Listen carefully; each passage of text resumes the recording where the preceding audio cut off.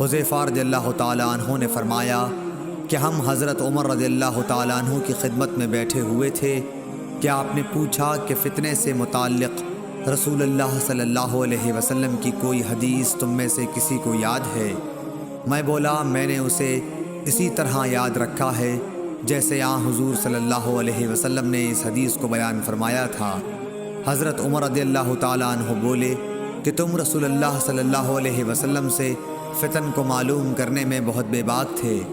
میں نے کہا کہ انسان کے گھر والے، مال، اولاد اور پڑوسی سب فتنے کی چیزیں ہیں، اور نماز، روزہ، صدقہ، اچھی بات کے لیے لوگوں کو حکم کرنا اور بری باتوں سے روکنا ان فتنوں کا کفارہ ہیں۔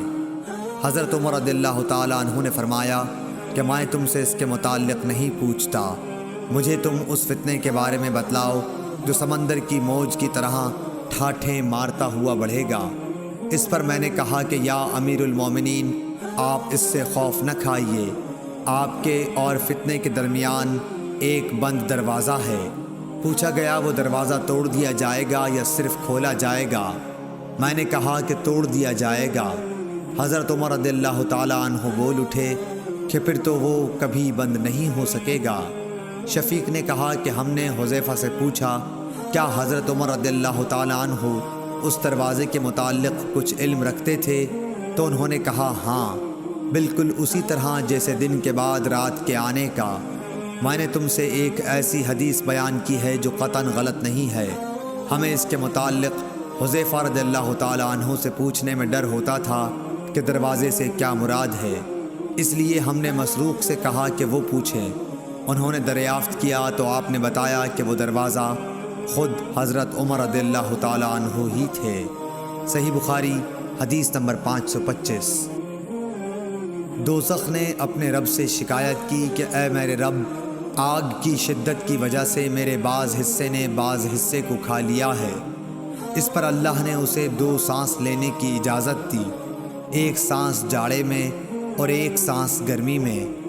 اب انتہائی سخت گرمی اور سخت سردی جو تم لوگ محسوس کرتے ہو وہ اسی سے پیدا ہوتی ہے۔ صحیح بخاری حدیث نمبر 537۔ ابو صالح ذکوان نے ابو سعید خدری رضی اللہ تعالیٰ عنہ کے واسطے سے بیان کیا کہ نبی صلی اللہ علیہ وسلم نے فرمایا کہ گرمی کے موسم میں ظہر کو ٹھنڈے وقت میں پڑھا کرو، کیونکہ گرمی کی شدت جہنم کی بھاپ سے پیدا ہوتی ہے۔ اس حدیث کی مطابقت سفیان ثوری، یحییٰ اور ابو عوانہ نے اعمش کے واسطے سے کی ہے۔ صحیح بخاری حدیث نمبر 538 کہ انہوں نے کہا کہ ہم ایک سفر میں رسول اللہ صلی اللہ علیہ وسلم کے ساتھ تھے۔ مؤذن نے چاہا کہ ظہر کی اذان دے، لیکن آپ نے فرمایا کہ وقت کو ٹھنڈا ہونے دو۔ مؤذن نے تھوڑی دیر بعد پھر چاہا کہ اذان دے، لیکن آپ نے فرمایا کہ ٹھنڈا ہونے دو۔ جب ہم نے ٹیلے کا سایہ ڈھلا ہوا دیکھ لیا تب اذان کہی گئی۔ پھر نبی صلی اللہ علیہ وسلم نے فرمایا کہ گرمی کی تیزی جہنم کی بھاپ کی تیزی سے ہے، اس لیے جب گرمی سخت ہو جایا کرے تو ظہر کی نماز ٹھنڈے وقت میں پڑھا کرو۔ ابن عباس رضی اللہ تعالیٰ عنہ نے فرمایا یطفیو کا لفظ جو سورہ نحل میں ہے کہ معنی یتمیل۔ ابن عباس رضی اللہ تعالیٰ عنہ نے فرمایا یطفیو کا لفظ جو سورہ نحل میں ہے کہ معنی تتمیل، جھکنا، مائل ہونا ہے۔ صحیح بخاری حدیث نمبر 539۔ ابو برزہ فضلہ بن عبید رضی اللہ تعالیٰ عنہ نے کہا کہ نبی صلی اللہ علیہ وسلم صبح کی نماز اس وقت پڑھتے تھے جب ہم اپنے پاس بیٹھے ہوئے شخص کو پہچان لیتے تھے۔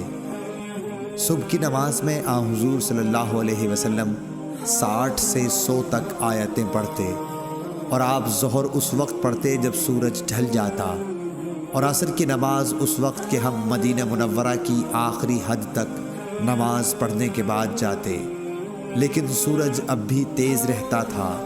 نماز مغرب کا حضرت انس نے جو وقت بتایا تھا وہ مجھے یاد نہیں رہا، اور حضور صلی اللہ علیہ وسلم عشاء کی نماز کو تہائی رات تک دیر کرنے میں کوئی حرج نہیں سمجھتے تھے۔ پھر ابو المنہال نے کہا کہ آدھی رات تک مؤخر کرنے میں کوئی حرج نہیں سمجھتے تھے، اور معاذ نے کہا کہ شعبہ نے فرمایا کہ پھر میں دوبارہ ابو المنہال سے ملا تو انہوں نے فرمایا یا تہائی رات تک۔ صحیح بخاری حدیث نمبر 541۔